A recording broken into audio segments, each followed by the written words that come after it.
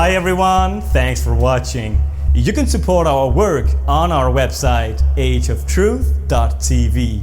And please like our videos, subscribe to our channels on YouTube, BitChute and Brighteon. And remember to hit the bell for notifications. And follow us on Instagram and Facebook. To be sure not to miss any of our shows, you can sign up for our newsletter on our website, ageoftruth.tv.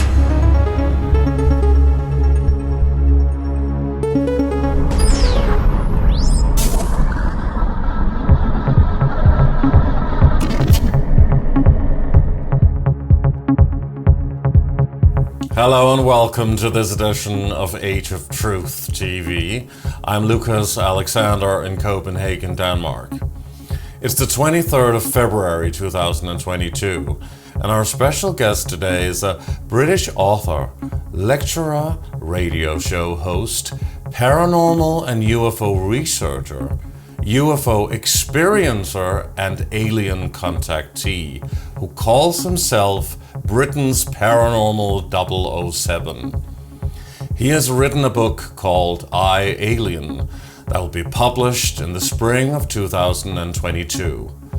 And he claims to be a victim of MK-Ultra mind control and has had some of the most eye-opening encounters with different alien races and numerous UFO sightings.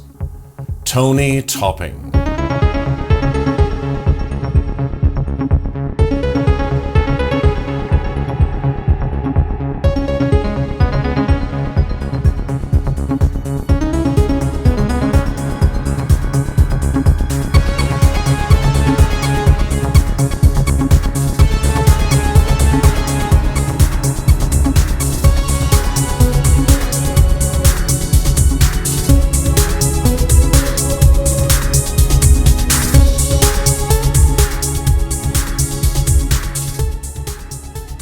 Good afternoon from Copenhagen, Denmark, and a very warm welcome to our special guest today, Tony Topping, joining us from Southport, England.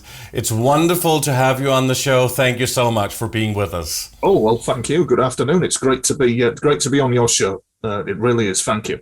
Thank you. And you have such a fascinating story to tell. You've been researching for so many years on the very exciting topic, eye-opening topic of UFOs and aliens, alien existence. You are, of course, a UFO researcher, but you're also an alien contactee and UFO experiencer, even almost an abductee. We're going to get into all of those topics. And you also have your own local radio show, and you have been also lecturing for quite a long time. And there's so many topics to get into.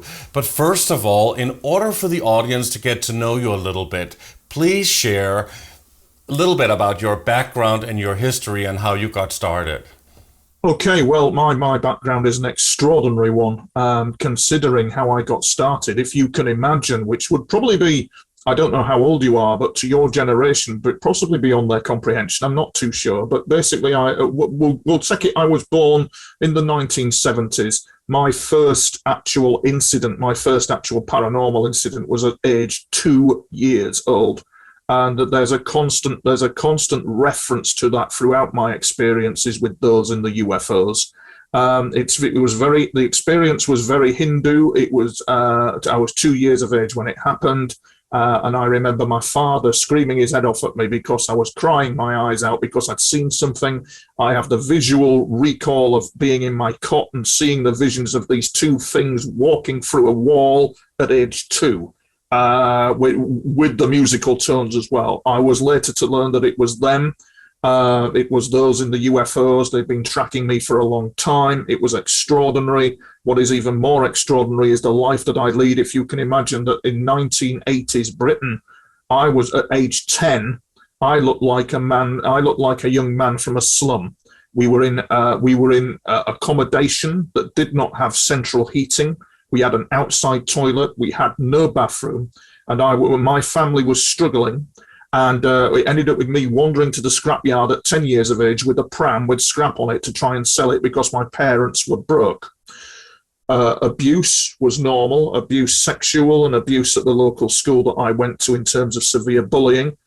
Little was I to know that I would be involved in some extraordinary goings on involving UFOs. So it's from that point, and there's more to come with it, but it's at that point really that I'm oblivious to all that, you know, the abuse, the poor housing accommodation, all that kind of thing, but it's leading me somewhere. It definitely was. And I spent some time in London for a while, really. I went to one of the top stage schools there and returned back to Yorkshire in about 96. And that's when it all really started. Actually, the first UFO incident I recall started in about 95 to me, where I saw one of these ball of light type UFOs appear near a block of flats. I thought it was in Ladbroke Grove, London, where I lived, and I actually thought that it was going to crash into a block of flats. I ran towards the fire engine that was blocked in traffic just to point out to them that that plane, which wasn't a plane, it was a UFO, was about to crash into the block of flats. It vanished.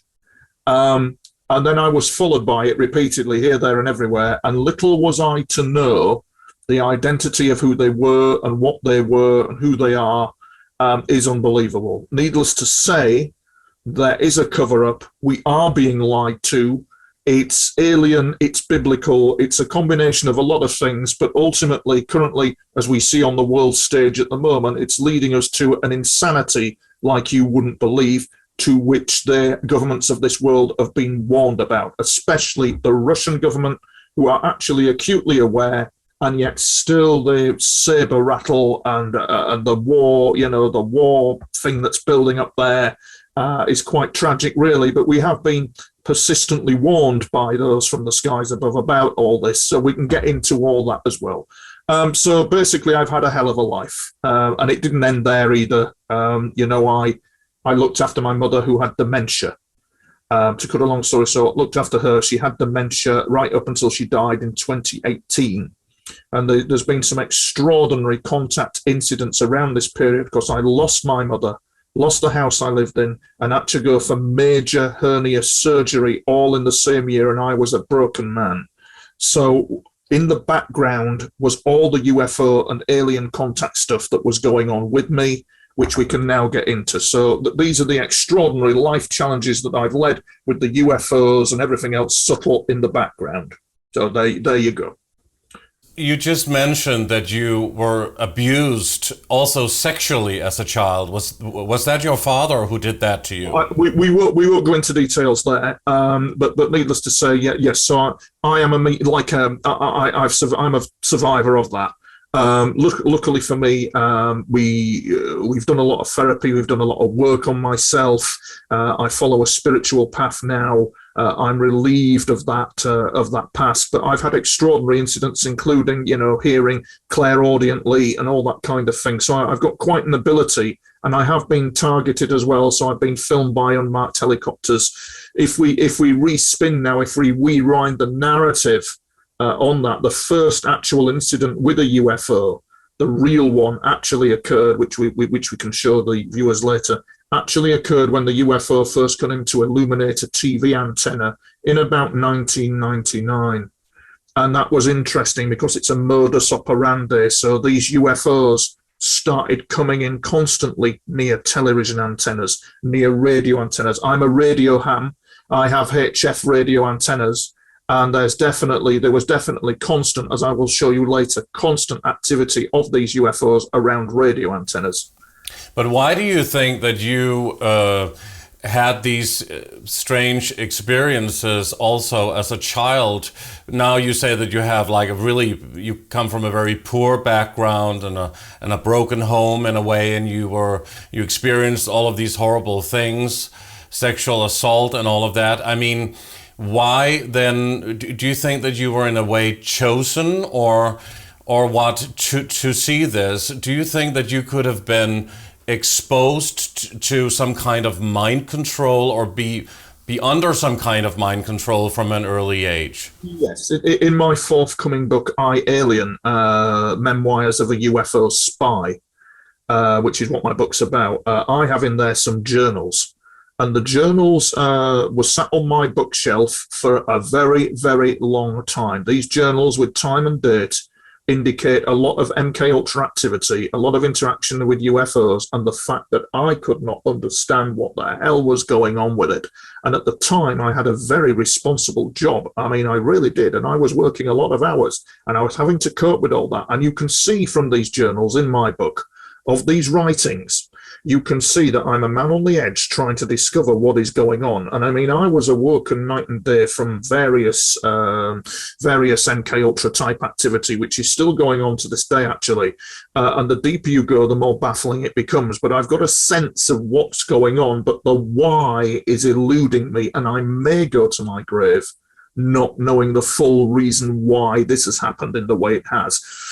We don't fully understand aliens yet. When Lou Elizondo and all the others say we don't know what they are, they do know what they are. The problem they've got is understanding what they're about and how they perceive human beings, aliens, and how they work around humanity. So you think and suspect that you were an MK Ultra mind control subject or child being under this programming?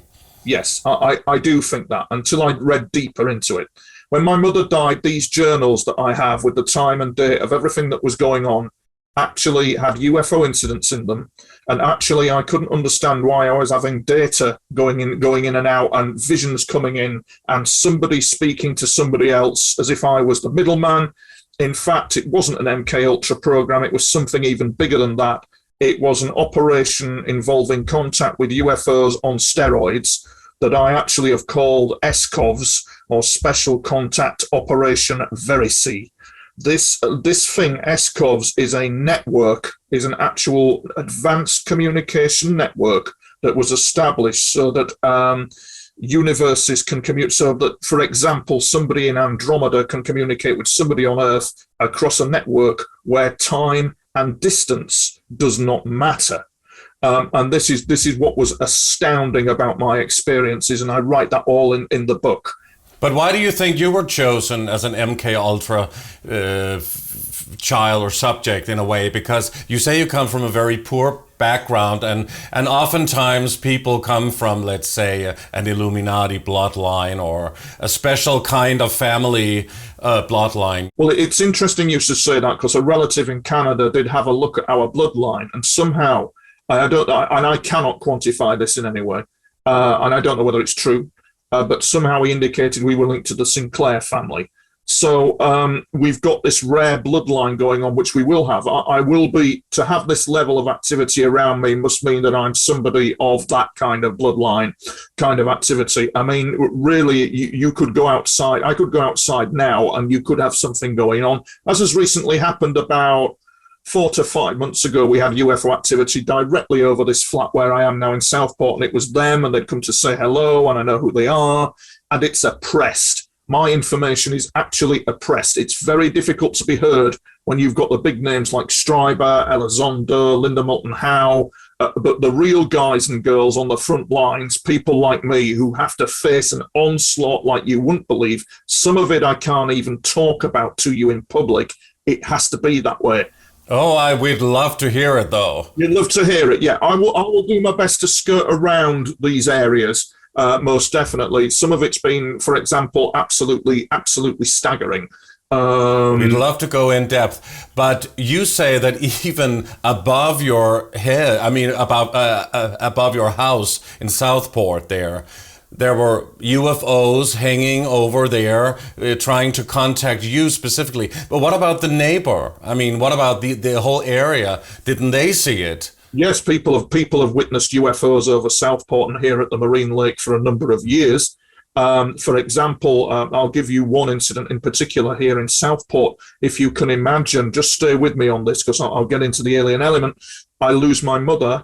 I lose the house that I live in because it's under local authority here in the UK. If you're a carer, they'll want you out the house. The council will want you out the house. So I was having to look for a house. I then had a major hernia operation that I needed doing all in the same year, and I was quite a broken man. In the hospital, when they did this operation to me up in Yorkshire, and I'd already moved to Southport, there was an extraordinary incident involving Nordic ETs that gave clear evidence there was some sort of network going on, or there was some sort of comms network going on, very advanced, definitely so. That's part of what I pieced together. I was part of. So, MK Ultra victim, intelligence asset. So I'm an asset, and I could clearly reach that conclusion. But the other most incredible thing that happened to me, and I will never forget it, and I even did some artwork in a memory. If you can imagine, I've lost my mother. She was my life. I was up with her all hours. She had dementia. I used to change her in the night. I was the loneliest man in the world.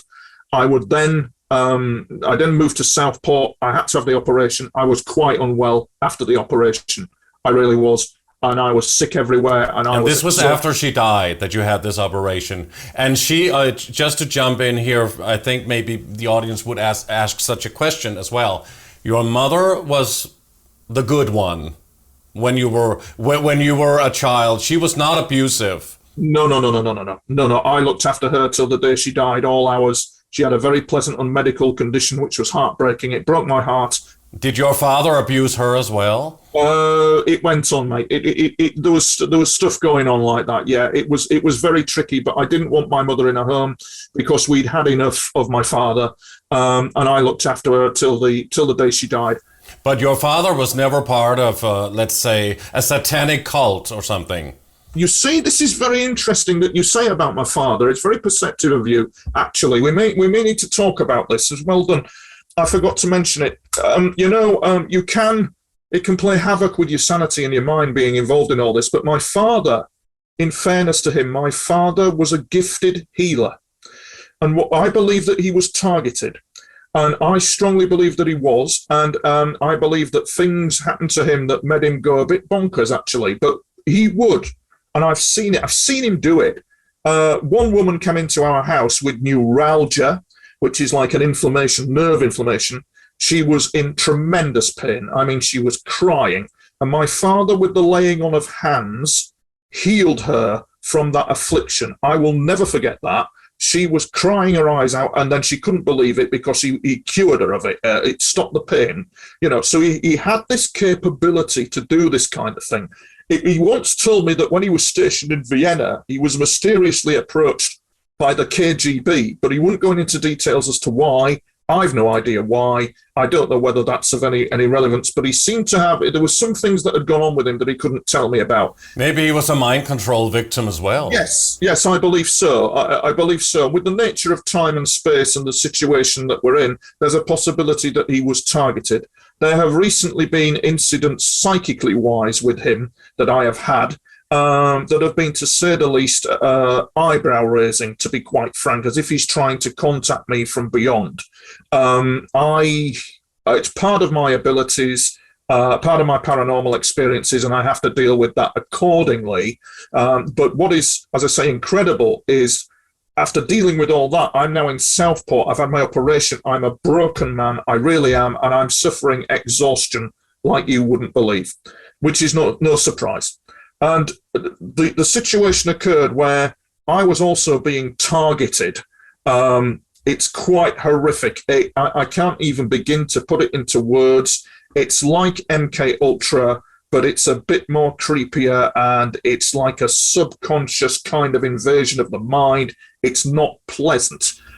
Please actually do stay on that topic for a little while. We've had targeted individuals on the show before, and it's a very, very important topic because people, they don't have anywhere to go. They can't go to the doctor about this, so they have to consult people like us and other people who know about this phenomena, targeted individuals.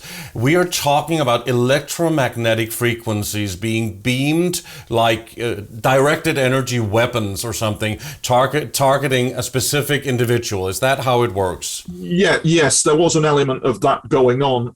Equally as well, because I'm a UFO guy and it is related to UFOs, there are two distinct branches here that we're dealing with. So we're dealing with, like what you've said, which is the MK Ultra mind invasive stuff, which is absolutely, frankly, unbelievable. And you are dealing with men and women who do this technology who have not got a clue what's going on in the skies above us. And I've been on the receiving end of that as well, where it is quite clear from what they're doing that they think it's one big joke. It's appalling, it's a cover-up, and it's a disgusting lie that we are not alone in the universe.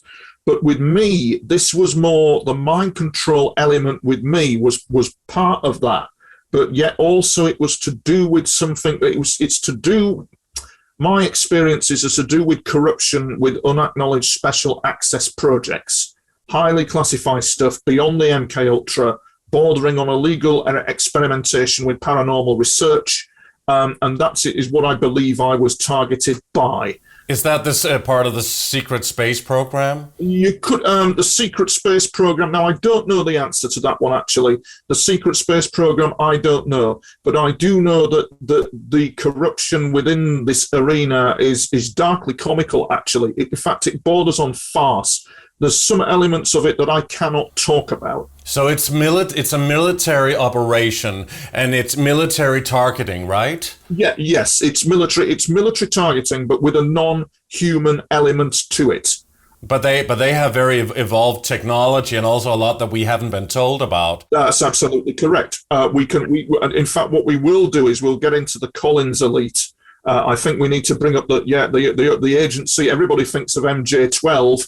But actually, the work of the Collins elite is a very important component in all this to explain the targeting and all that. It's a very good thing we can get into. The Collins family is part of the Illuminati bloodline family, is one of the top elite families. Yes. Of course, the Collins are part of a top Illuminati bloodline family, but the Collins elite, however, are not part of the Collins family. The Collins elite are part of the Army, the Air Force, the US Navy, and the FBI. They are an organization that is actually modeled on a church in Collins, New York, because they were consulting with pastors and various religious people regarding the demonic component to the UFO phenomena. And I think that the first person they met was a guy in Collins, New York, who was a vicar, and that's where the Collins elite come from. But they're still part of the Illuminati bloodline family, all right? No, you're talking the Collins. We're talking Collins elite intelligence agency. You're talking Collins bloodline. Yeah. But aren't they intertwined or the same, part of the same? No, they're not intertwined. No, so there are two branches of the Collins family. Yeah, yes. No, I'm describing to you the activities of an intelligence agency. As we well know, the head of MJ12 is called MJ1. Yes. The head of the Collins elite is equal. The head of the Collins elite was called Loftus Bridge. Loftus Bridge. So you can see there's a just to show a distinction there. We must thank my favourite researcher, Nick Redfern, for helping me in bringing all this to light. He and also a guy called Pastor Ray Boesch, who had an active liaison with the DIA, the Defense Intelligence Agency, who approached him about the demonic components of UFOs. Therefore, we have this culture in the media, in the American media especially, of UFOs are hostile. UFOs are a threat. But don't you think that is part of the New World Order agenda, the one that the former Nazi scientist Werner von Braun talked about when he was at NASA, and he revealed this to Carol Rosen, or Rosen, however you say her name, in 1976. Of course. Remember, I said at the beginning of this interview that it's biblical as well as it's alien. So the Collins elite were actually investigating the demonic component elements of UFO, as were the Russians. The Russians had a unit called the Special Abilities Unit 10,003 under a guy called Alexei Savin. And they were America's psychic remote viewing unit, was routinely liaising with Russia's psychic remote viewing unit. And they were doing targets together. They were working together because they knew, both units knew in America and Russia, that there is a demonic component going on. There is an element of it going on, and they were exchanging notes with each other. But don't you think on the top of the pyramid that both the Russians, the Americans, the British, and the whole European elite, that they're actually working together? Isn't that part of the whole New World Order agenda, that it's all one, it's all the eye on the top of the pyramid, it's only compartmentalized down the pyramid that people don't know or need to know? Oh, absolutely. I mean, absolutely. I mean, I've had incidents going on that fully confirms that to me. hence me coming to the Christian faith and studying the Bible. If you look, for example, at the recruitment policy of General Savin, and by the way, I don't agree with what Russia's doing in Ukraine at all in any way. But do we really know if they're doing that? Isn't that just part of diverting our attention after the whole pandemic thing? Well, of course, absolutely. You see, what you've got going on, esoterically speaking, aliens and UFOs aside, we appear to have two sides opposing each other, but one force controls all real. And the Bible and religious works point to this as well, real. And I can assure you, I've witnessed it, it's real, and mankind is being subjected to some outrageous goings on at the moment. And it's bloody nasty stuff. It really is. Oh wow, yeah, it is. It's very nasty. So they talk about UFOs being the threat, and we don't know what they are. But there's not one hint given by, let's say, Mr. Elizondo and co. about what you've just said regarding the Illuminati and bloodlines. I think Tom DeLonge did hint at that there was trickster elements going on where they were being misled. But if we get back into Collins Elite and Ray Boesch and the DIA approached him because they had a problem with non-human entities, or NHEs. And Ray Boesch, this pastor, very well-known guy, he was approached by these people called the Writers, and they were talking about their perceptions of UFOs being not as they appear to be, and that there is indeed some sort of demonic element to it, and hence them approaching religious organizations. Hence the Russians, in their paranormal warfare unit, not recruiting people who were New Age or psychic. They were recruiting people who were like musicians and engineers. And not only that, they had to have a standard study of scripture. They had to know the Bible and the scripture, because the Bible points to a reality beyond us. They said, for example, these guys in the DIA who approached Ray Boesch, they indicated to him, they said something like, we have studied the work of the physicist David Bohm. We, for example, if we took some glycerine and some ink and put it in a tube, and we put the ink in the glycerine, and we turn the tube, the ink would vanish. We turn the tube again and the ink reappears, giving clear evidence that there is a reality beyond us that we do not see.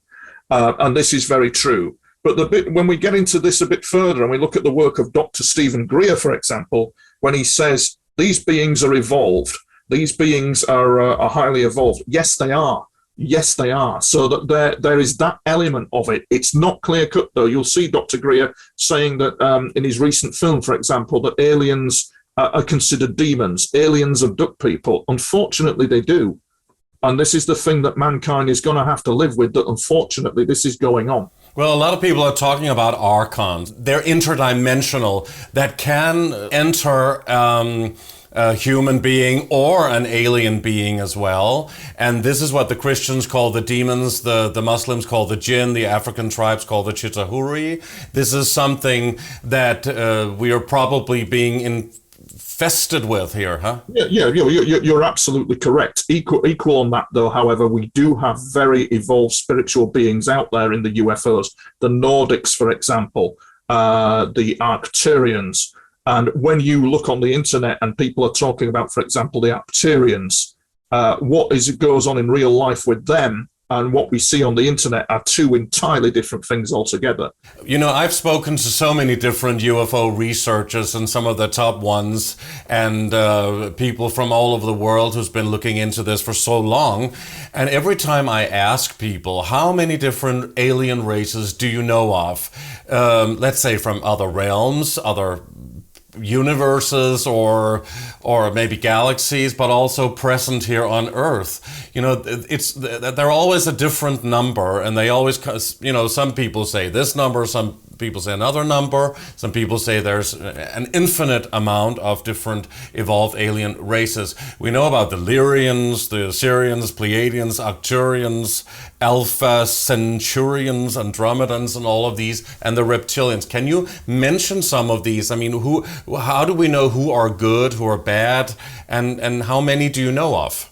All right. Well, I think we'll answer this without any bullshit. I'm not going to expand on it. I'm not going to lie probably, as I said earlier, the key to my success so far is because I don't lie, I don't fabricate, just tell it as it is. All right. So bring it on.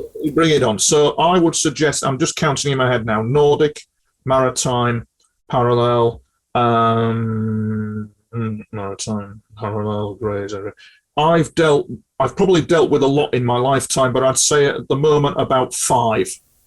That you have dealt with and met, seen, manifested in front of you, or what? The one that manifest, that's a very perceptive question you asked. The ones with that, which are the Nordic, the Arcturian, who are actually more booties than Arcturian, but there we go. So them two. But I'm so sorry to interrupt you. It's just that I want to be clear on what you actually saw and what kind of type they are. So the Arcturians and the Nordics are the good ones. Yes, they are. Absolutely. And the Nordics look kind of beautiful and blonde, whatever we've heard. Astounding, huh? Astounding. Let's get into it, shall we? Over the years, we need to just go back to the UFO footage that I'd taken. Over the years, I'm probably one of the guys who's got this rare gem of the fact that I've taken UFO footage. It's been analysed. They ain't aircraft. And they're performing maneuvers that would indicate that they're certainly not from round here. And we've got that analysed. I've got the visual evidence for that. And they are part of a big club, it would appear, that's been watching Earth for a very long time. Now, the situation there is they started coming in over the house, displaying maneuvers. There's certain types of them. For example, these balls of light, white things that we see knocking around, they're actually an ocean. They're actually a maritime alien group. They come from the oceans, from what they tell me. So when you think about it, with the Nimitz carrier group incident, that craft was from possibly when they went near the Nimitz group. That's actually an oceanic maritime alien group that they're dealing with. And the second thing as well is that therefore you should open hailing frequencies to them. You might learn from them, hence them not being a threat, but them being a warning. But are they from Earth or from another? They're from a parallel universe. They're from a parallel universe, from what they told me. I'll get into these ones first then. So the maritime one, yeah? What happened in 97, and you'll see the slide, I had a mysterious incident where I was waking up with all kinds of strange goings on that was UFO related, but none was flying over me. And I was awoken from a submarine that was being followed by one of these underwater type UFOs. It was quite a shocking thing to witness because I didn't know what was going on at the time. And this UFO was definitely buzzing this submarine, but it was a white light UFO, one of these balls of light. And I thought, that's very strange. And then in about 97, I was having this very strange dream of being sat in my house in what's called Robert Street, in my old town, in the squalid house. I was in my mother and father's bedroom. It was not nice. And there was this bizarre woman with her back to me, looking in the old dresser table mirror. And when she turned round and tied her hair back, her face was kind of like triangular, very pointed. She was not human. She was not human. And it shocked me. And the eyes and the health that she radiated, it was absolutely incredible, actually. And she said that, she just said, "How do I look?" That's all she said in fluent English. How do I look? And at that time, I was young. At 97, I didn't know what the hell was going on. It deeply shocked me, actually. And I wandered around in a state of shock for a number of weeks. Little was to I know that later on, to cut a long story short with her, later on, she indicated to me at the height of me looking after my mother and experiencing all this MK Ultra style circus, there was an indication from her that they came from a parallel universe that had water and oceans in it, and they could use our water and oceans quite routinely. So you've got this situation where when you see what they look like, actually there's an interesting, it's quite comical, in the film Aquaman. There's an actual shot of what one of them looks like. And I'm thinking, oh my, where did they get that from? You can't help but think that somebody's hinting, because they've got like this, when I saw her, they've got like this extraordinary translucent Rastafarian type hairstyle. You see, how could you make that up? Extraordinary translucent Rastafarian hairstyle. I couldn't make that up. You just couldn't make it up, and I don't. So it's like a mermaid kind of race. Yes, like a hair was like braided like a Rastafarian type hair, but translucent, and they're a maritime group. They're a maritime ET group, and they're concerned about the pollution in our oceans. The American Navy are obviously greatly concerned about them because they don't know, in fairness to them, they don't know what they are. But it appears that is what's going on. And we're taking the narrative to some critical point here as well, I do believe. We're taking the narrative for your viewers to a certain point about what is going on. But I'll keep trucking with the groups so far. So this woman that you claim was an alien, an ocean type alien, she was there in that bedroom, which must have shocked you incredibly, and then she disappeared, or what? And then she disappeared, and I saw her many years later at the height of looking after my mother, where she actually, it was quite bizarre, where I was sat in the living room, and I know it was her, but I didn't see her, but she put a finger down, she ran a finger down my chest, so she kind of like that, and I could actually feel her in the room, and I knew it was her. It was absolutely remarkable experience, and I just knew, and I know they're out there. I know they're out there, and I know I just know that they're there. But I think my most staggering experience, well, two really, leaving that one behind, and that was staggering enough. I think if we do it in narrative order, because I'm heading towards a conclusion with all this for your viewers. So the next incident was perhaps the UFOs keep coming in. I'm writing it all down in my journals. I'm going through hell with it. I'm being awoken all hours of the night and day. There's something going on. I can't understand it. And then next minute I know, in about 2014, this was at the height of the Ukraine crisis back then, when it was just kicking off in Ukraine. It was starting back then, wasn't it? And I was doing something for the broadcaster Channel 4 at the time in the UK. And on that morning, when I was due to go to London on the train, I had this extraordinary vision of them literally revealing who they were behind these strange objects that were following me. And we've got it on the slides. It was absolutely remarkable. It was like a doomsday warning. It was unbelievable. And we had this beautiful blonde-haired, blue-eyed fella who was definitely not from round here. Turns out he was Nordic. Turns out they're from Andromeda.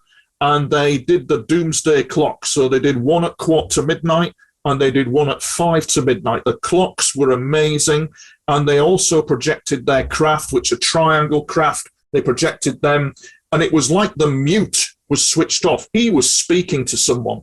I don't know who. I don't know why, but he was speaking to someone, and I couldn't hear what he was saying because it wasn't for my ears. And you saw him physically? Oh, absolutely. Yeah. But not physically. Was he transparent, or could you see through? Yeah, no, it was like you are now. If you can imagine you, in fact, the same skin complexion as you, blue eyes, blonde hair, a long blonde hair, very striking in look. But I was left in no doubt as to who he was. And I got it from the understanding from this extraterrestrial group that they had like a judiciary, they had a military, they had a law enforcement element, they had an exploration command, from what I was told. These elements compose of their civilization, which are the Nordic of Andromeda. There are a lot of researchers out there who claim contact with them, and the fact that the Andromedans are out there, which they are, but these Nordics are from Andromeda.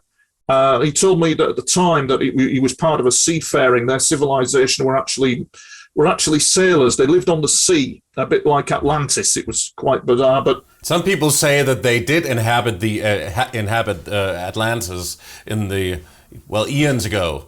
Oh, really? Now, you know more than me there, because what was extraordinary is there's been this constant to-ing and fro-ing with them, with these Nordics. For example, at a time back in Yorkshire when my mother was just getting on the level where she was going to become very ill. I'll just tell you this. And I became ill. I was ill. I had fever. I had flu and I had fever. And I remember saying to my mother that I need to go upstairs and rest while trying to care for her. All the carers had gone down with flu, so we couldn't get any care support. I was on my own. I remember laid on the bed, started spinning, and I've got fever like you wouldn't believe. I'm burning up and the room is spinning. Next minute I know I fall asleep. There's a knock at the front door in this dream.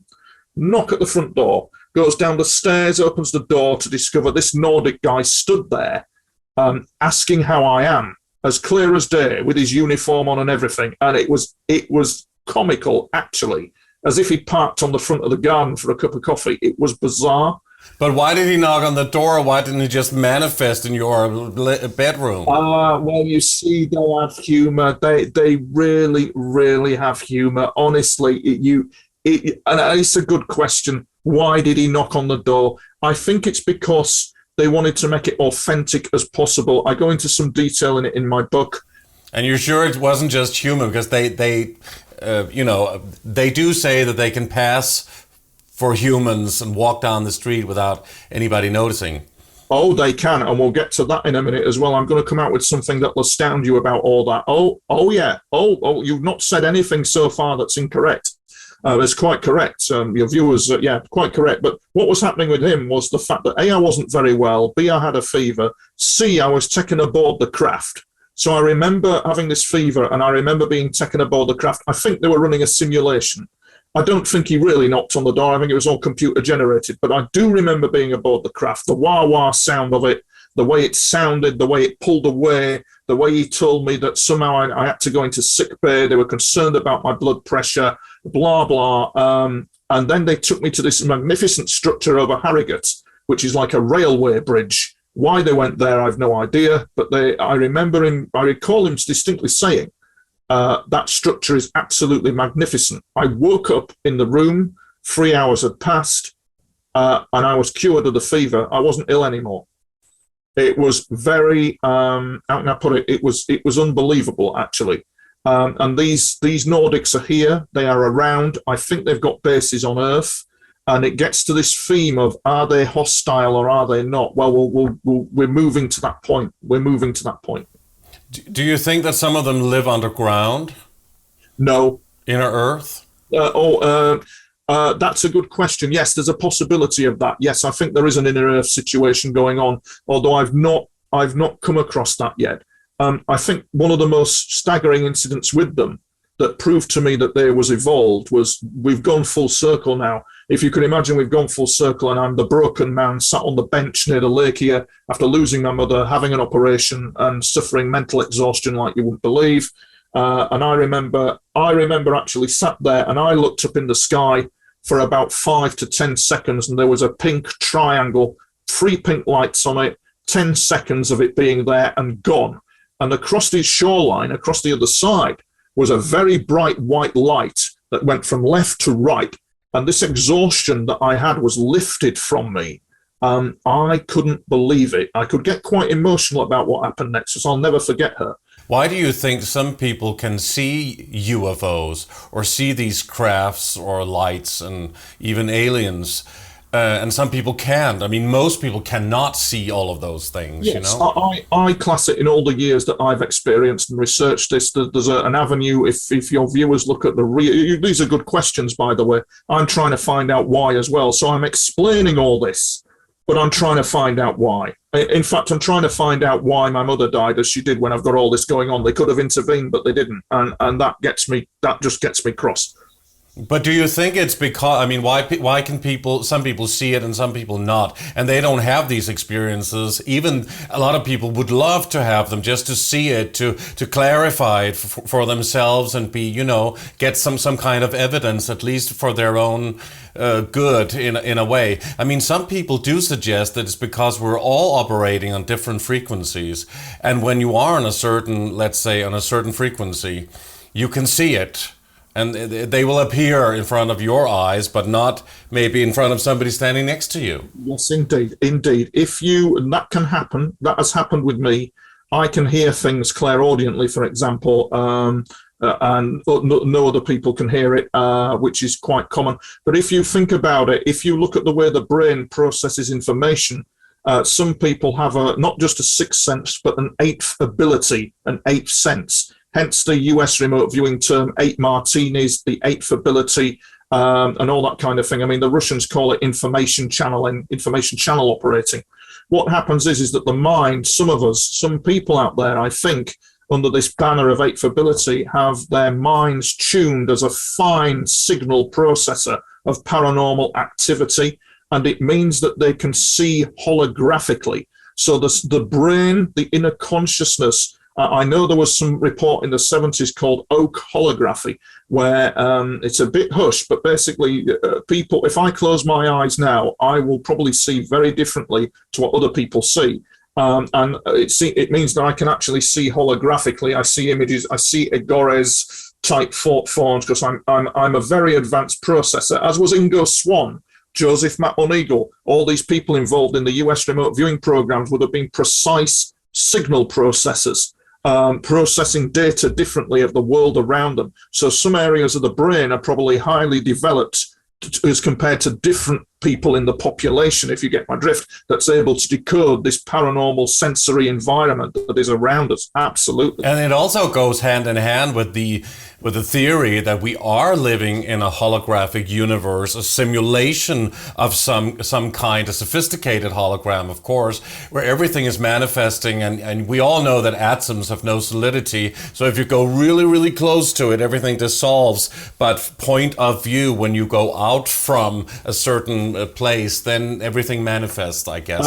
Absolutely. We are an aspect of that higher intelligence. You could take, for example, I don't know, let me think now, the guy, the Bhagavad Gita, oh my word, what was his name? Not Ganesha, the other guy, Krishna consciousness, Jesus, for example. What it's hinting at, I would suggest, is that their brains were, these are real people, and their brains were probably signal processing at different levels. So there's a possibility that they could signal process like a highly tuned radio to the higher dimensional thought forms that are actually out there, hence them being quite godlike and miraculous in their abilities. So that's a very easy thing, and I've witnessed that. I mean, I've witnessed that as well. So is that also why some people say that actually some former victims of satanic ritual abuse talk about having seen shape-shifting with some of these elitists, that while they were performing satanic rituals, they talk about reptilian manifestations of different famous people. Yes, it's interesting you should say that, because the biggest con of all is that we are processors of the divine mind. We are processors of the higher dimension, and the occult and the esoteric is a fate. It doesn't recognize our true power as human beings. We have all these occult spells. I know I've done it. I've done it. We have all these occult spells, blah and blah. And the real true power, the real connection is with divinity and with is in us, which is why humanity are real signal processors of divinity, really, when you think about it, evolved. And I mean, as I say, that when I was sat there on the marine lake, we talked about the UFOs, and I said that I was exhausted. And then later on in that day, the day after, so we got the pink triangle, the light moving. This is very important. The light moving left to right, lifted of exhaustion. And then on that particular afternoon, which was a Thursday afternoon, to cut a long story short, as I recall, around about 2:00, I'm exhausted. I'm feeling tired out. I mean, I'm still recovering, even though the exhaustion lifted. Next minute, I know I fall asleep. And I see this beautiful emerald green woman with like a bald head, and she didn't look human. I mean, she really didn't. But oh my, the vibe that she gave off was one of like a peace-loving hippie. But it wasn't so much the vibe; it was so much as my first instinct was, "My God, you're evolved." I thought when I looked at her, "You're highly evolved." She had this spiritual vibe around her that was really, really out there. So what type of alien was she? What type of race? Where did she come from? Okay, so she comes from, so she indicated to me that she came from Arcturus. Actually, it's more Bootes than Arcturus, because Arcturus is a gas giant, blah, blah. So it was more in the Bootes constellation. And she indicated to me that they were aware that there was things going on with me, but they weren't fully aware, and they'd only just found all this out that had been going on, because despite the fact that they had advanced technologies, they really sometimes didn't know all that had gone on. You will notice in this narrative, though, if I was you and I was interviewing me, that I'm still not getting the reason why. We're having all these spectacular incidents, but there's still no reason why. And I'm still not told why currently now. And I'll come to the hair-raising experience. But I have a suggestion, or I have a question for you about that. And that is, could it all be military, a psyop, part of a military operation. If you were programmed as a child as an MK Ultra mind control victim, and we talk about not only just predictive programming, but actually false memory, not only false memory syndrome, but also that they can project certain holographic Project Bluebeam kind of aspects only for you to see as part of a mind game for you. You're describing part of a jigsaw to a wider jigsaw. You've got one jigsaw piece there that you've just come out with. Actually, it's not quite like that, but the caveat is there with me. For example, is it the Russians doing it? Are they using holographic advanced technology in my mind? Are the Americans doing it to me? Or maybe the British. I mean, that's just locally if it's one thing or the other. But I mean, if you're part of the experiment, because there is this big question, and I know that this will be controversial, especially to a lot of UFO researchers and people who have been talking about this for so long. But what if the whole UFO aspect, the whole alien idea and theory is one big major military psyop? In order for people to be controlled, and in order for people to look away, to think that there is an alien threat coming from elsewhere. Doesn't work like that in real life. That's the narrative that is popular. What really goes on, part of it I can't talk about. So I know certain elements that I cannot talk about in public about the UFO phenomena.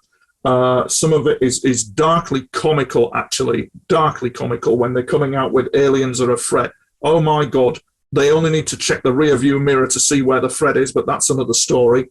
And we can certainly say that it went wrong after Roswell in World War II during the acquisition of technology from crashed UFOs. Definitely. These guys are real. These guys and girls are out there. They're real. The universe is populated. What you are seeing... But we really don't have very hardcore evidence, do we? Not even about Roswell, even though we've heard so much about it, and I've also interviewed a lot of people about it.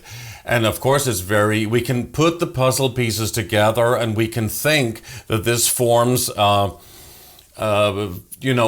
very good picture of the whole thing. But what is the real evidence? We really don't have it, do we? Except for experiencers like you who can tell us about it, but that doesn't make me see it or somebody else see it. No. For example, what I need, my big game changer would be this. At any point, any time, these people who I'm speaking about, which are aliens, I live by the Marine Lake here in Southport. It's a beautiful town.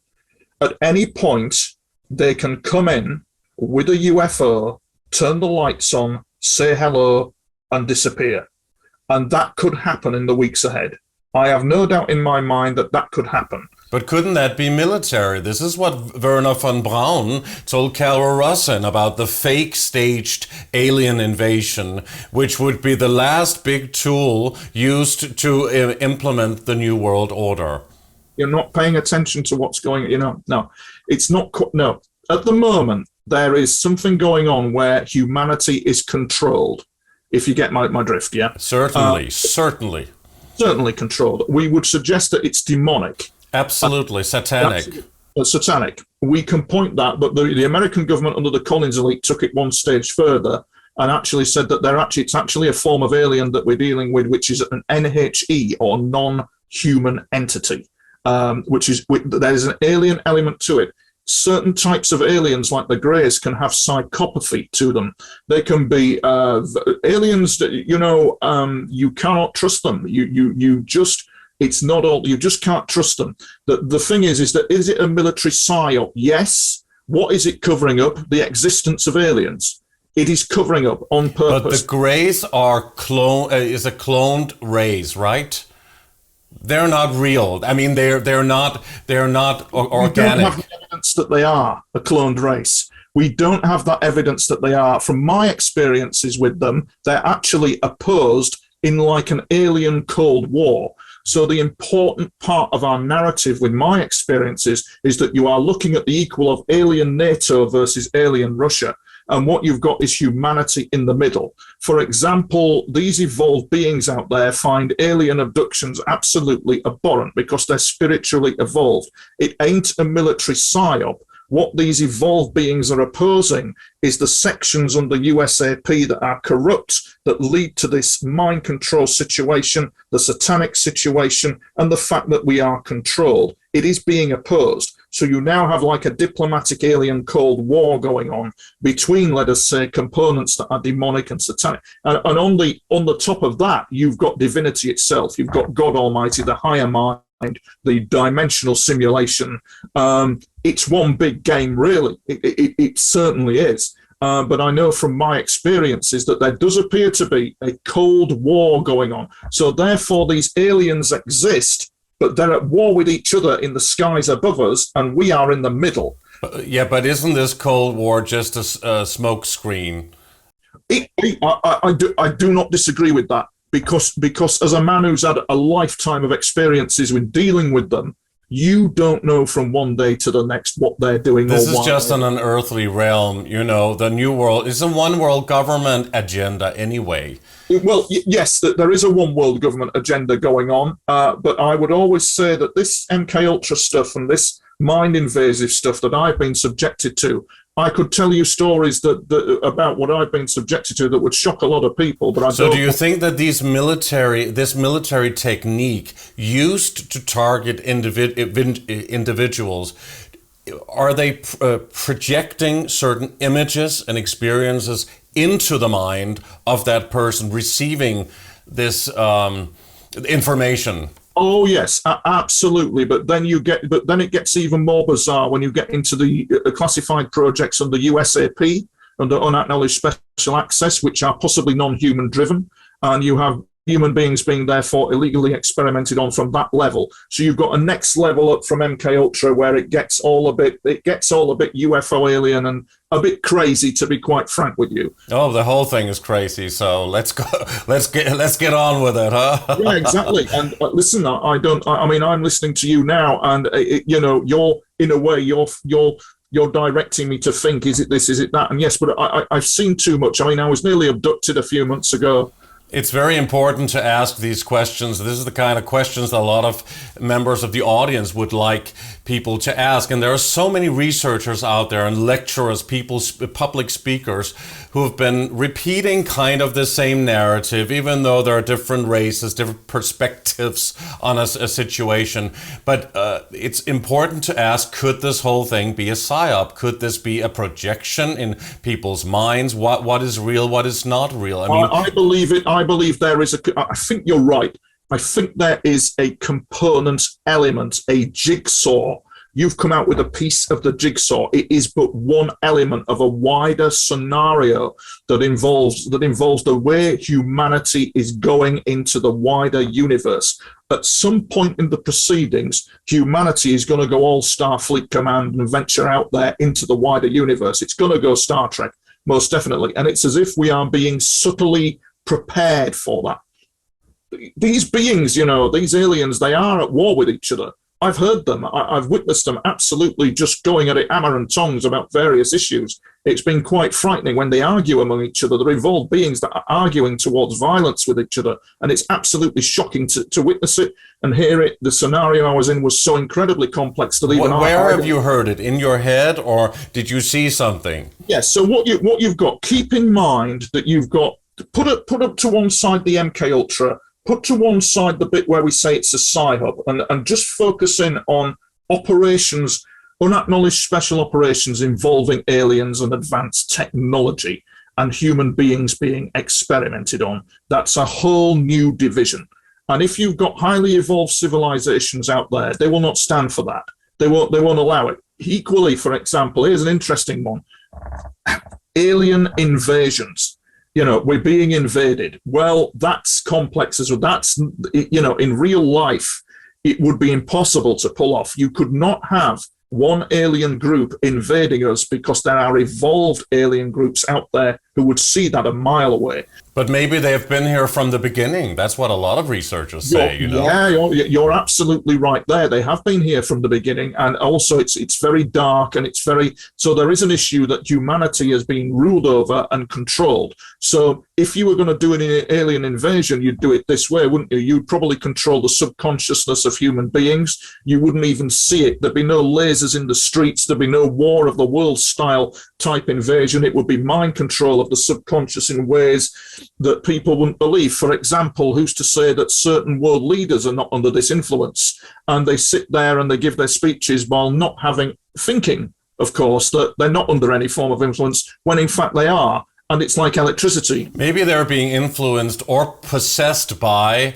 what David Icke calls the reptilians, and other people say it's the archons, this demonic, these entities going into a human body, huh? Yes. Entity is the word. The word entity is used a lot among these ETs and among my experiences. For example, there's some stuff that I dare not go, just for my own safety, really, I best leave it alone. But basically, yeah, you're right. These non-human entities are out there. That there is a control situation going on. In fact, the Russians, once again, I've studied it, the Russian paranormal warfare unit at the time under the KGB, under a guy called Ratnikov, they developed the Department for Mental Health and Security to protect Boris Yeltsin from the influences that you've just spoken of. And they did that. They did a whole operation around it. So we do not know. So would you also say that the reptilians are the ones that have taken over the top elitist? Would you say that those are the bad ones, the malevolent ones? I don't know on that one. So when you say to me reptilians, I don't know. If you said to me a force that is described in the Bible as being real, or a force that is controlling humanity for nefarious ends, I would agree. I would also say as well that you could have something that's non-human, that is alien, also controlling the show as well. Hence disclosure. I've always said that UFO disclosure is controlled by something that is not human. But that could be a reptilian, and they talk about them coming from the Draco star constellation. Of course, but I haven't witnessed that, and so I can't comment on it. So you've never witnessed any reptilian, alien, or anybody, or anyone that is, let's say, on the malevolent side? Oh, definitely, of course I have. What I'm saying is that reptilians, Draco, I've not seen it. I've not seen mantis beings either. I've seen them more human. They're more human than little grey men. They really are. But they could take form and look like a human being. Absolutely they could. But you see, here's the interesting kicker with all this as well. If you look at the research of a guy called Robert Dean, Staff Sergeant Robert Dean, who sadly passed away. Who died, yeah. Yeah. But I mean, he was talking about the NATO assessment. And he gave a lecture to the UFO magazine conference when he was alive. He's a great guy. But he said when NATO did this assessment on UFOs, the one thing that alarmed them the most was aliens that looked like us. You could walk down the street and you would never know. You would never know. And to me, I discovered I could handle all the alien stuff. I could handle all that.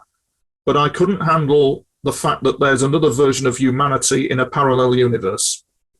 And I had experiences of that, and I couldn't believe what I was witnessing. But we are living in a multiverse with numerous or maybe countless parallel universes, even many versions of Earth we expect. Oh, we are. No, we are. But what I'm saying is that it absolutely amazed me as to the reality of that.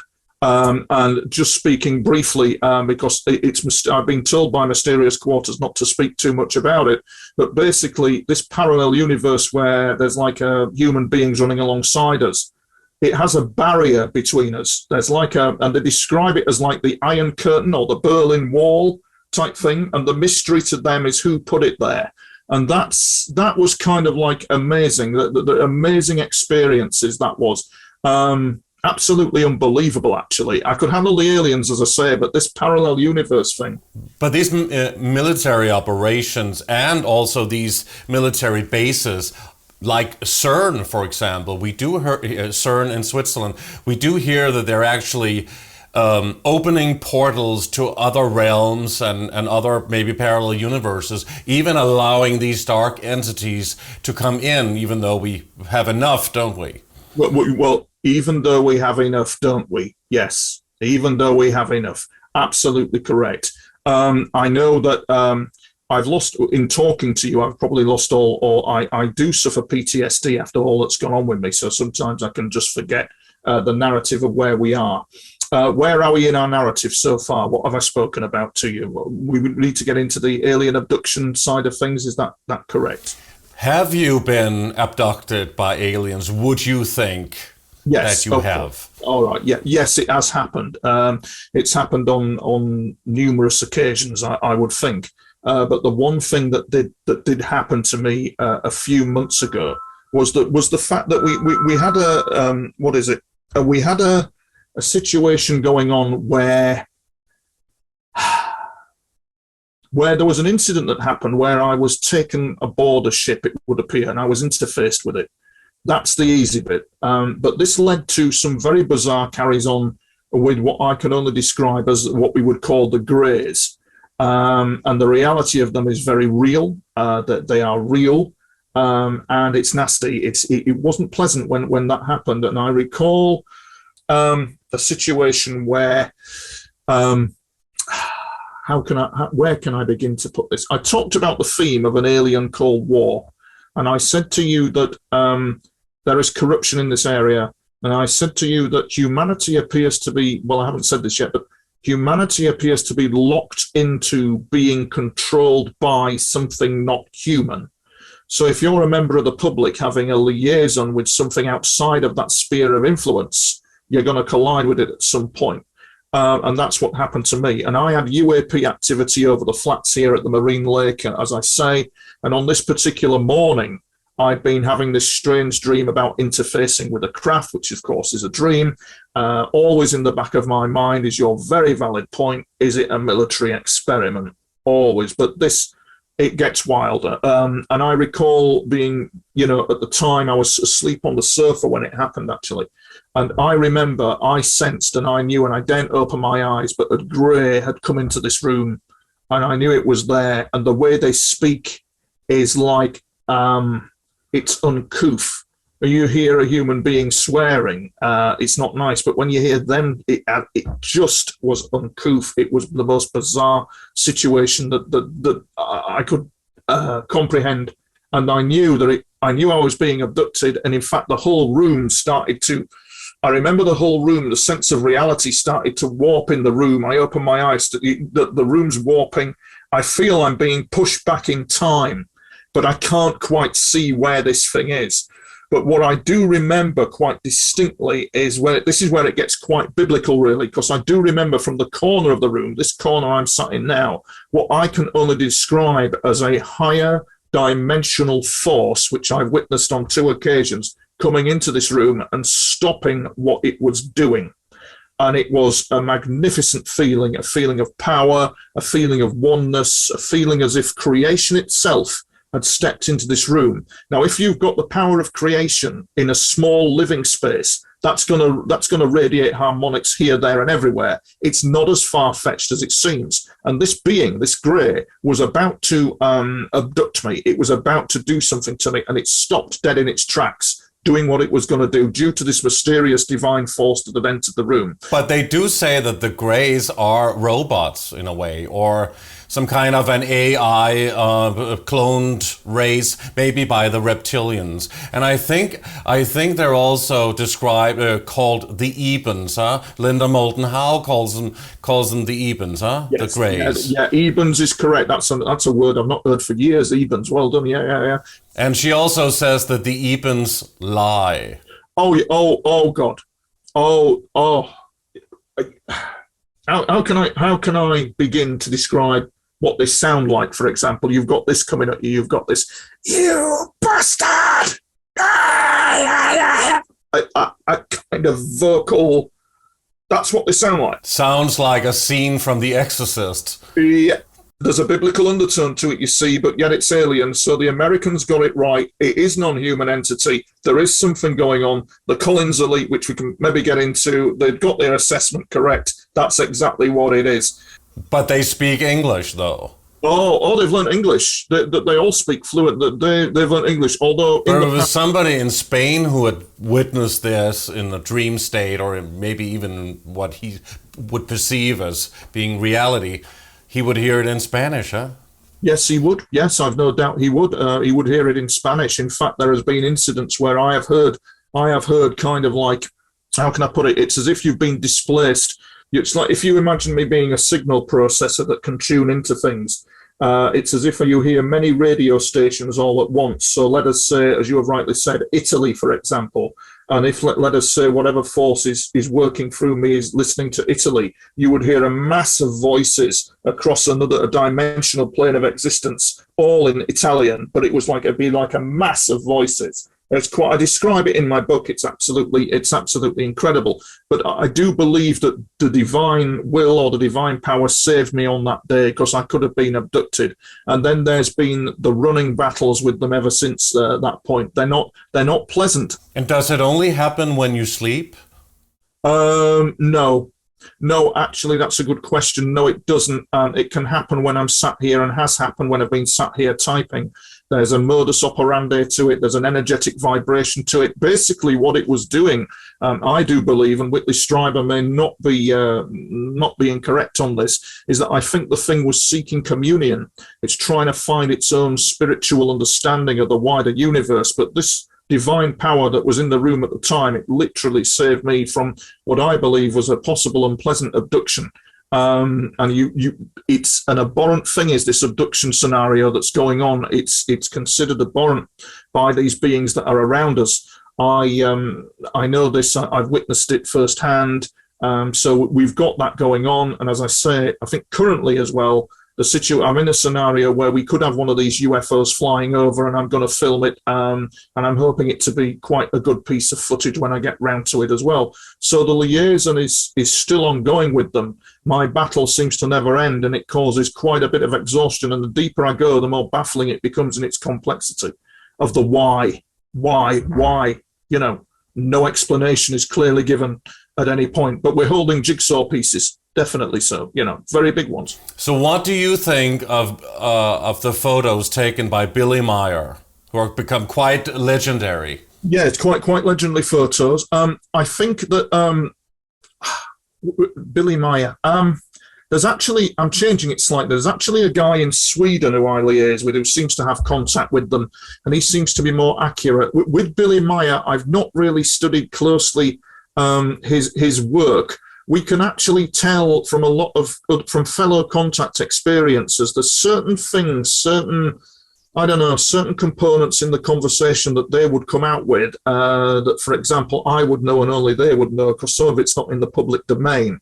As for Billy Meyer, the jury's out. There was Van Tassel, Adamski, there was quite a few. There is a lady as well called Elizabeth Carla, who was monitored by the South African intelligence apparatus because she had contact with UFOs.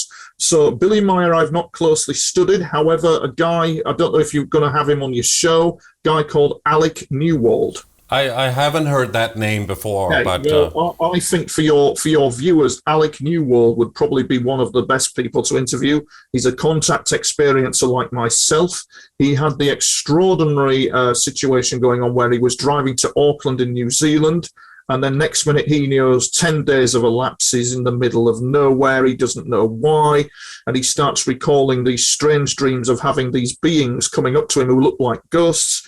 But the fact of the matter is they were not ghosts, they were actually aliens. And this is where it gets crazy, because it appears that he was having contact with a dimensional alien civilization that is our nearest next door neighbors. The story goes, and this is the kicker, the story goes that he returned 10 days later, not knowing where he was. He gets a knock on the door a few weeks later from people claiming to be from the Defence Intelligence Agency Australia, Royal Institute of International Affairs. He didn't know who they were. These people, when they interviewed him, wanted to take his car because his car had been subjected to high electrical voltages. He's baffled by all this, it would appear. But what is interesting is that when the incident happened to me with the Nordics and the strange vision that I had with Channel 4, I was filming outside the Royal Institute of International Affairs on that morning, and I don't think it was a coincidence. So I don't know if the organisation is involved in any way, shape or form, but I just think that was a bizarre coincidence that he had that and I was filming, and I had that extraordinary vision on the morning when we were filming outside the Royal Institute of International Affairs. So Alec appears to have been abducted by, well, not abducted is the wrong word, appears to have integrated into their breeding program, as it were. They are very close to us dimensionally. But what is interesting is the fact that there was something beyond the astral plane, something beyond the spiritual, what they were talking about, these aliens, about the fact that we have a reverse side to us, like as if the matter cycle, the atomic structures are all working in reverse, and we have like a reverse spiritual side to us.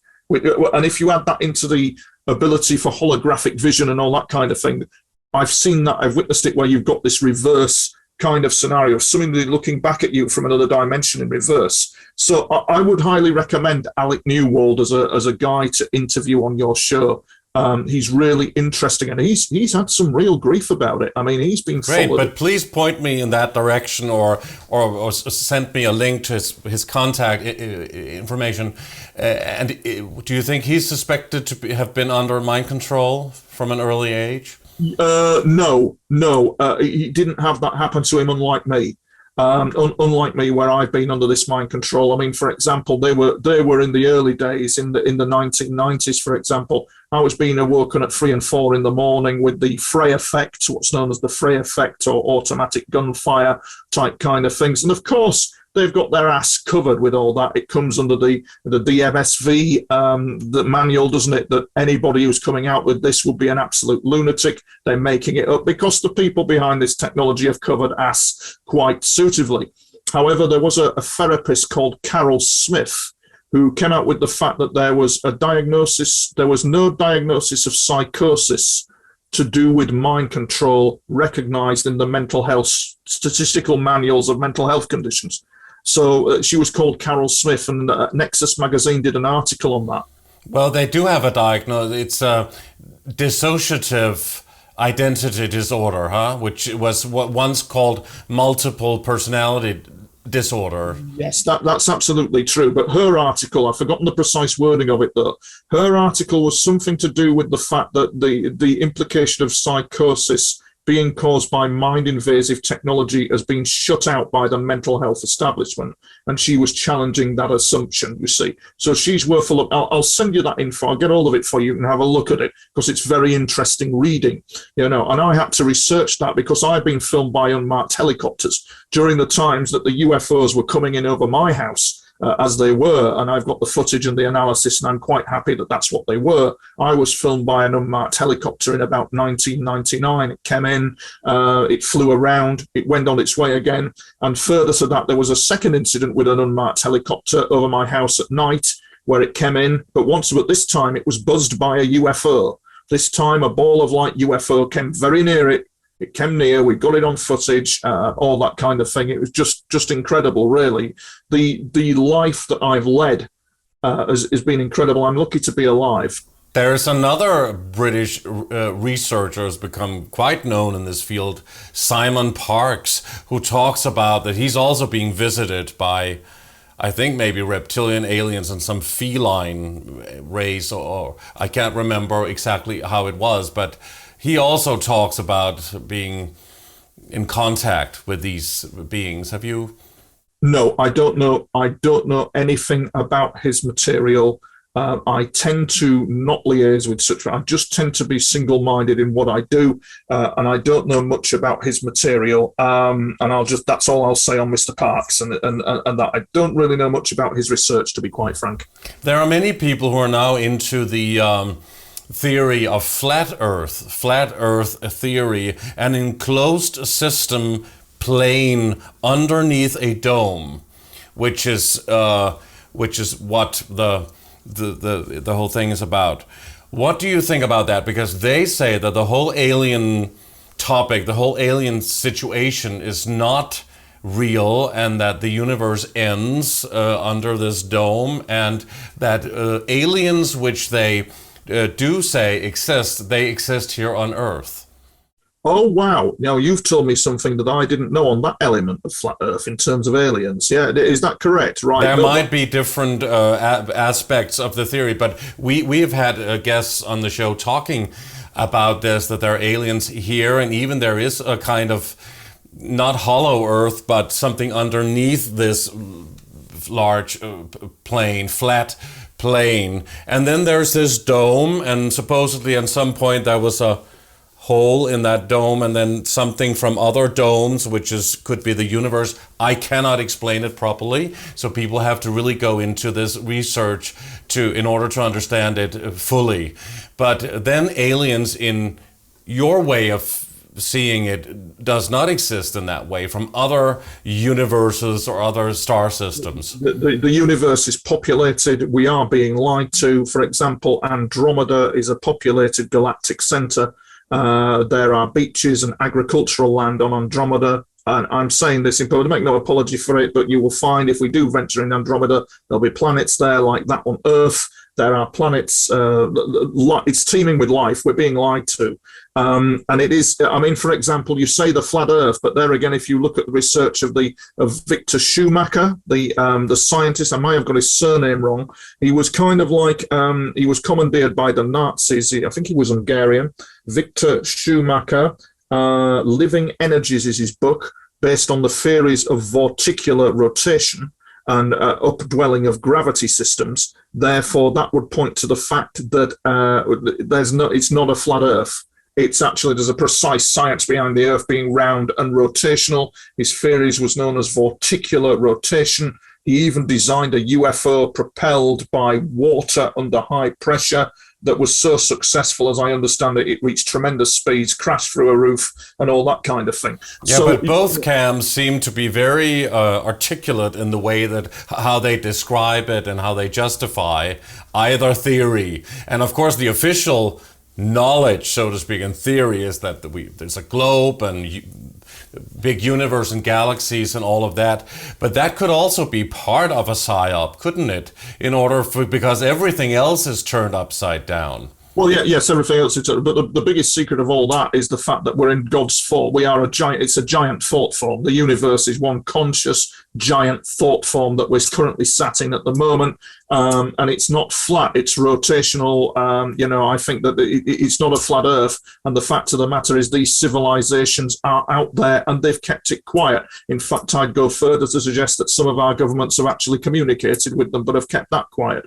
So the alien scenario and the aliens and the existence of them is very real. With experiences like myself, you are very valid when you say that we are battling against real experience as opposed to government mind control and psyops programs. Equally as well, it could be a double bind in that you could equally cover ass if somebody is having real contact with extraterrestrials by saying, no, they're not, it's all in their head, they're having psyops. They cover ass well. The lockdown is fascist when it comes to the UFO cover-up and the existence. We're not alone in the universe. It's fascist like you wouldn't believe, and it's driven by... Well, it's just plain simple fascist. No matter how what you believe in terms of alien existence and anything. That's for the whole control agenda, the New World Order agenda, which some UFO researchers tend not to want to talk about too much. Right. Okay. Well, there is an agenda. It is esoterically driven, and elements of it are non-human. And why are they performing these satanic rituals, which we know that they do, these top elitists? Well, we're getting into an area now, aren't we? Why are they doing it? Why indeed are they doing it? And what they're doing to children, not to forget. Indeed. And I mean, I've witnessed, I've kind of seen that kind of experience. I'm not clear on the whys. I tend, for my own safety, for what is going on, there's elements of it that I don't want to get into, and this is probably one of them for very personal reasons. Why not? Why not? Why can you not share what you think? Well, I can share what I think to a level, to a certain level.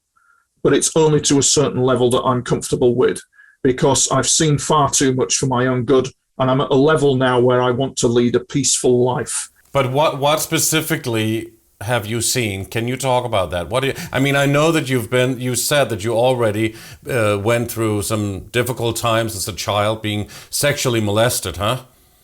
Yes, that of course, that actually happened. But have you seen something when you were an adult? Have you experienced I've seen a something lot there? of things. I mean, I've seen a lot of things that have been quite terrifying. It's not so. It's the way these basically, actually, we could put it in simple terms for your viewers. It's the way these MK Ultra experiments are delivered upon a person's subconscious and conscious mind can be very disturbing indeed. Yes, in order to traumatize the brain and to compartmentalize the brain, they subject a child to this terrible trauma, and they often do that through pedophilia and satanic rituals. Yes, these things are these situations do go on.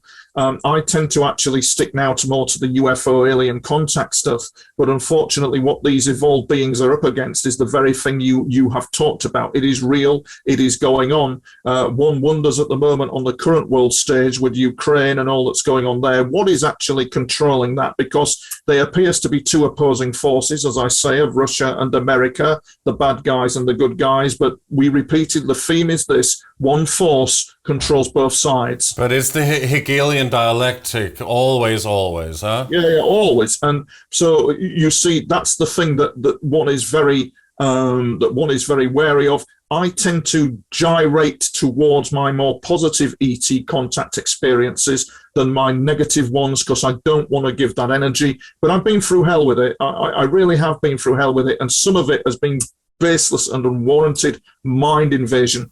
But we have to put spotlight into the darkness in order to, well, dissolve and challenge the darkness and get rid of it, huh? The difficulty I've got is that I don't know what I'm trying to articulate in this conversation with you. I don't know how I can communicate what I'm trying to communicate, because part of me has been deeply affected by it. So I have kind of like PTSD, for example. I do have that. And so it's kind of like it affects your memory. So just for me to understand, is this conversation where I'm asking you these questions, could they be triggering something within your memory that has not come to the surface? Yes. Yeah. For example, there's an incident that happened to me in the public domain, which is also equally biblical. I said to you earlier on that I was nearly abducted. We had a form of divine intervention coming at me that has saved my bacon on a couple of occasions. But earlier on, there was a bizarre incident that occurred with me where I had the two distinct incidents of a biblical flavor on the themes that you're talking about, which are in the public domain, which I have talked about because they are biblical, a combination of biblical alien. But there was one situation that happened to me where I thought, because of my unusual abilities, I remember being asleep. And I'm a man who's caught in a mystery, so I don't know why all this is happening. And yes, caveat, it could be an experiment. Yeah, oh yeah, it could be. But I remember like being asleep and the four, like the horsemen of the Acropolis galloping towards me. It was like something out the Lord of the Rings. It was god awful. And the thing is that what I saw, this entity, this non-human entity that had a specific name actually, came galloping towards me and indicated to me of a course of action that should I take, it would basically, I wouldn't be sat here now. And it meant what it said. And I took it very respectfully in the psychic realm that it meant what it said. But what was interesting is that it had the stench of centuries around it. It was as if this being in another realm was like some sort of ancient being that was trapped in this dimension, in this reality. It was similar to the Devil's Advocate and the CEO of who was played by Al Pacino. It was a similar kind of thing, you know. And I thought, oh wow. And the thing with that is that if you respect fire, So you give that thing that came up, you give it some respect. You really do. And then you know that you have to actually back away. It was quite a spectacular incident that occurred. But then later on, a few months later, I saw the opposite of that, where once again I collided into this divine type feeling and realm, this all powerful thing. So it proves to me that not only is possibly humanity caught up in something alien, it might be caught up in something godlike and biblical. A clash of gods, a clash of forces that we do not see. Well, in the Gnostic writings, where they talk about the archons, of course, they also talk about the demiurge, which is like the master overlord of these. Oh, well done, yeah, the demiurge, yeah, of course they do. Good one, yeah, they do talk about that, and that's what I think I witnessed. And the thing is that you have to. So should you be scared and respectful to that, or should you face it head on and not be fear-based, but be more heart-based? I mean, the easy thing and the normal thing would be to be very scared, of course, but that's what they want and that's what they feed on. So why give that respect if it's a dark entity? Very valid points what you're raising. I was just going to continue and say that I got the impression from this that it was like Agent Smith and meeting Neo. There's a famous scene in The Matrix where Agent Smith has had enough. He wants out. The stench of the place, he can't stand it anymore. And that was the kind of interaction that it was about. It was just like that, where this thing, been around for centuries, but was just bored and had just had enough of it all. And it was really like that. It was comical. And then the question you ask is, how the hell could you make that up in a simulation? That somebody must be a genius to make that up. Well, that's because it's not a simulation. The fact of the matter is these interactions, these paranormal interactions are real, they are alien, and they are godlike. But they could still be a simulation, like we are part of a simulation. The whole thing is part of a simulation, huh? A sophisticated computer game, so everything is holographic in a way, just on a different frequency level. Absolutely. I know from the abduction that I had where this divinity, this divine intervention occurred, there was no doubt in my mind after that incident that we were in a holographic simulation at every level. There was absolutely no doubt. And that's where that's what they say in the Matrix films as well. Of course. Yeah, absolutely it is. I don't know whether there's any further questions you want to ask me. I think maybe it's time for you to, because you wanted to share some slides with us and do a little presentation, and maybe it's time for you to do that. All right, thank you. So this is the, shall I take you through them, the artwork that I've done? This is the early, you might have to just remove the photomania thing there. But this is the earlier psychic incident in 97, where that ball of light type UFO has circled around a submarine. And I got the distinct impression, the vibe in my sleep as I saw this, that the crew were very concerned and aware that that UFO had come near them. And in fact, they are part of a maritime group. Just a moment. That one there, that's my journals that form my book, Alien Memoirs of a UFO Spy. These journals give the date and time of all the paranormal incidents that were happening to me. I was part of what I believe was some sort of operation, as you have rightly said, some sort of psyop going on, and these journals were recording it, but they were kept on my shelf for months. I nearly threw them away out of frustration. When my mother died, I nearly put them in the bin. It's a good job I didn't, because they formed the hub of my book, and I called the operation SCOVS, Special Contact Operation Verity. We were looking in these journals at an advanced communication network that collapsed time and distance. It was remarkable in scope and depth, and that's what my book talks about. So your book is called Alien, and we see the cover here of your book. So is this a reference to AI also? There's kind of a wordplay here. Very perceptive of you. Yes, it is a reference to AI. That craft is AI driven. It has a mind of its own. The crew often refer to it as their beloved craft. It has a character and a mind of its own in their technologies.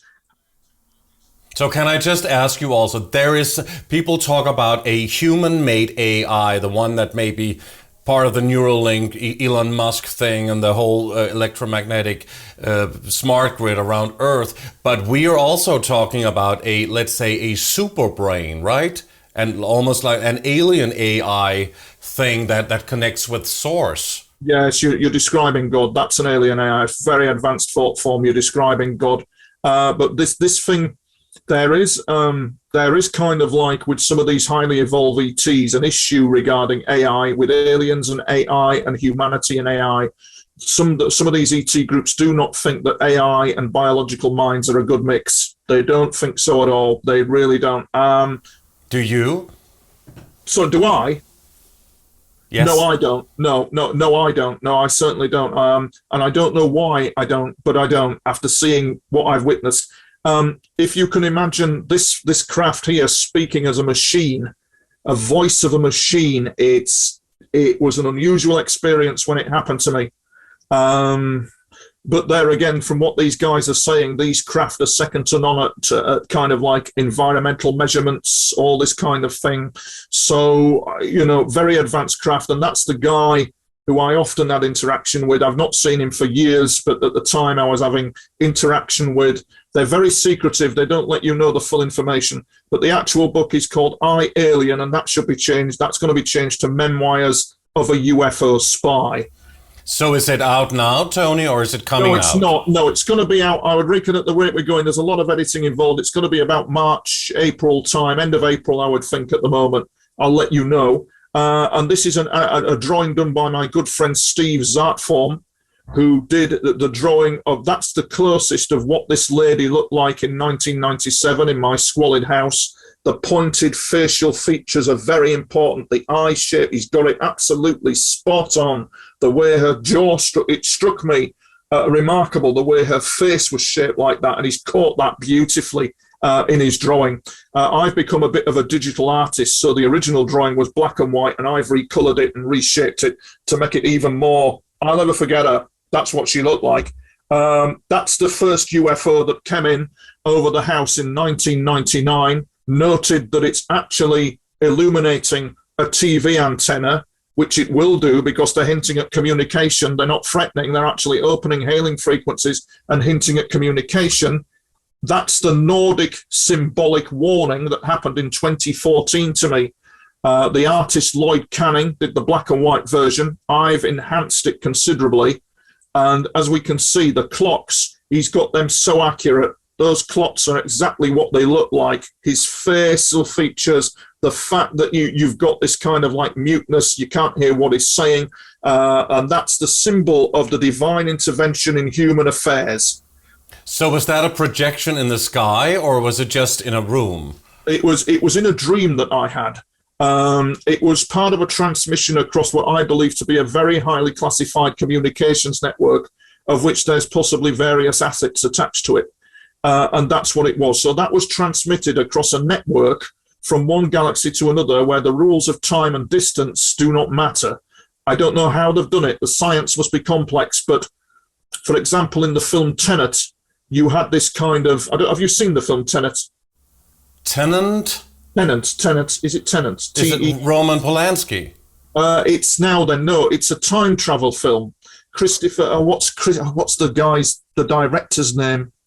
What it is basically there is you've got a situation where you've got time in reverse. You've got the future coming backwards. So, and what happens if the future's coming back to the past in this film Tenet? Everybody's walking backwards in time as they're going back into the past. But with this operation, time and that time reversal does not exist. I don't know how they pulled it off, but that appears to be what they did. And time is also a simulation, and it's part of the controls, the Saturn matrix control system, represented by the god Kronos. Yes, indeed. Indeed so. But if you can imagine this communication network, this is how mind-blowing it was from, I'm just going to go back, from these journals. I ascertained that it was an advanced communication network that I was an asset of. And I also ascertained that there's a possibility that you could have somebody on the planet in Andromeda, in a car, for example, communicating with somebody on Earth in real time.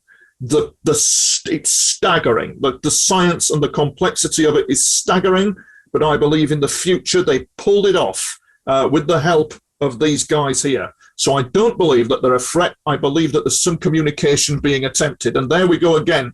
That's the UAP phenomena near my radio antenna. They're constantly coming in. There it is. It's not an aircraft, by the way. It's a white ball of light. It's a UAP. And I know there was certain people who have been studying this who've wanted me to keep them posted on it because it's coming in. So it's that white dot we're talking about? Yeah. Couldn't that just be the moon? It's not the moon, no. You'd have to actually see, in fairness to you, that's a very valid point that you've raised, but it isn't the moon. We've actually got the film footage of them coming in, going out. It's crazy. Only recently I filmed one at about 1,000 feet over me. It came from nowhere and it flew across the road in front of me just recently. I'll send you that footage. Thank you. It's always great when people have footage, isn't it? Yeah, because I've got the footage. The best thing we can... It's just for time. I'll send you the links to the footage. And that is my digital art version of a cockpit of what that plasma type UAP UFO looks like. I've done a digital kind of cockpit mock-up of what possibly the cockpit may look like to an alien in the craft. And that's kind of like from my book. And it says at the bottom there, Special Contact Operation Verisea, Plasma E.T. Group Craft Interior Transmission. So what they're doing is they're exchanging information across this network, and that's my example of a mock-up of what the cockpit may look like inside one of those UAP crafts.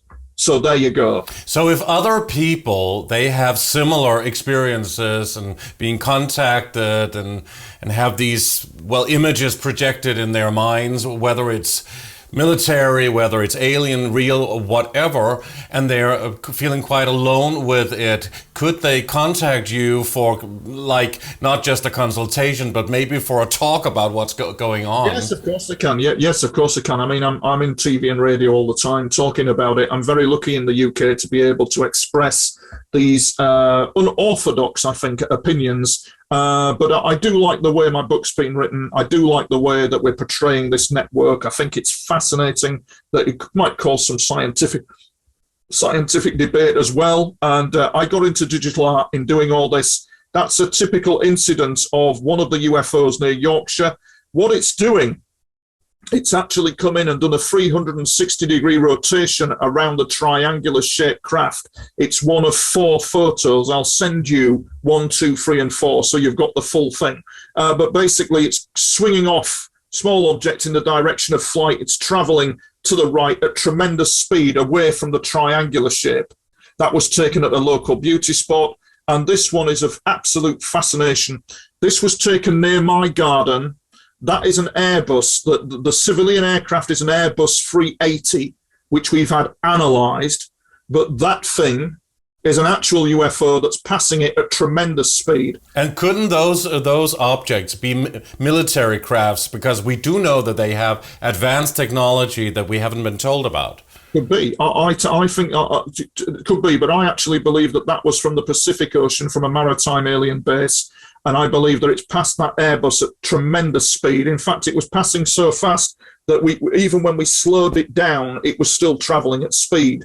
A friend of mine tried to work it out. It was phenomenal speed to which that object was passing. It is similar to objects that have been noted around the Pacific Islands in terms of UFOs, where there's rumoured to be an undersea base. But we know from Jane's Defence Weekly, who've analysed some things for me, we know that is an Airbus 380, but we don't know what that is. Cigar-shaped craft. And then we see the cigar shape, we see the triangular ships, and then we see the flying saucers. They are the most common, huh? Absolutely they are. That, once again, is the UFO going near an antenna. You'll need to see the footage for that, because I know what you're thinking. You're thinking most people would actually think, oh, it's a torch being shone onto aluminium. Actually, it isn't. What's happened is, and I'll get you the footage sorted for it, the UFO, it's the white ball of light again, coming from the right, has travelled through the aluminium like a ghost and come out the other side again.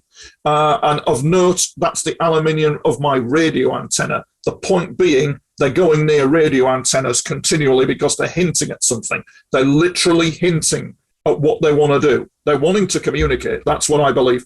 That's the unmarked helicopter that filmed me. That was analysed by Jane's Defence Weekly as well as being a Eurocopter AS 555. And a pilot analysed that and it had unusual cameras on it and unusual instruments on it, and it's completely unmarked. It's appeared from nowhere. It's circling me, and I'm filming it, and it is connected. It's round about the same year when we saw the first UFO come in and illuminate the TV antenna.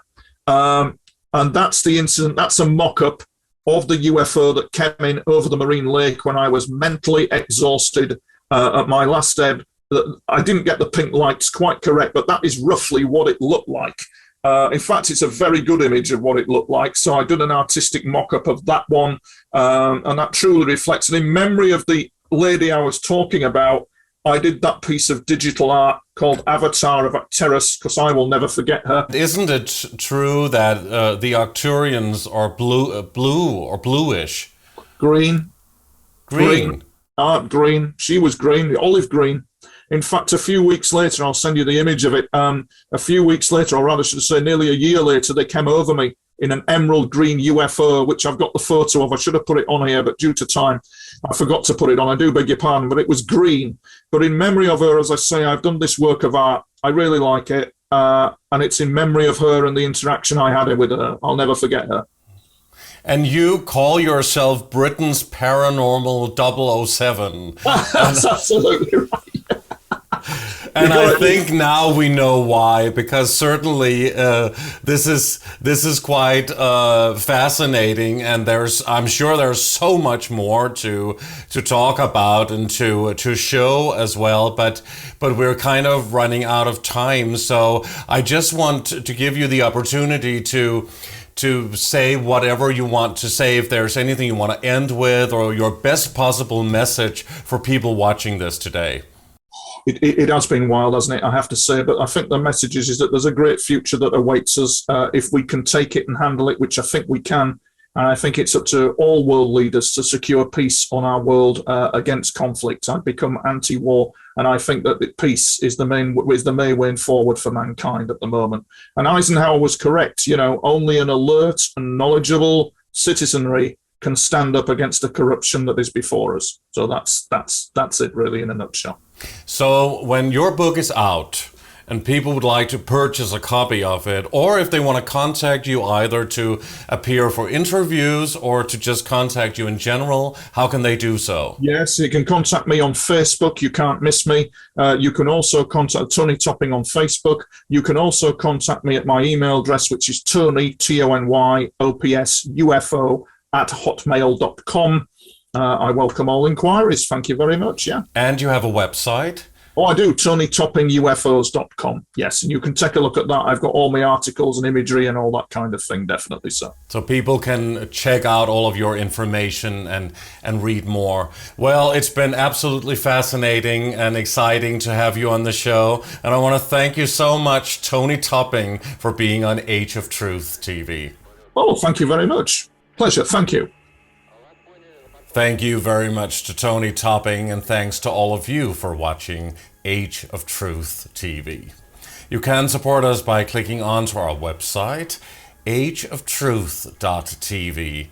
And please like our videos, subscribe to our channel, and hit the bell for notifications.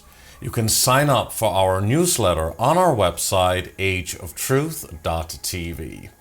And please also subscribe to our alternative channels on BitChute and Brighteon. Your support is greatly appreciated. On behalf of the Age of Truth TV team, we thank you so much for watching, and we'll see you again soon.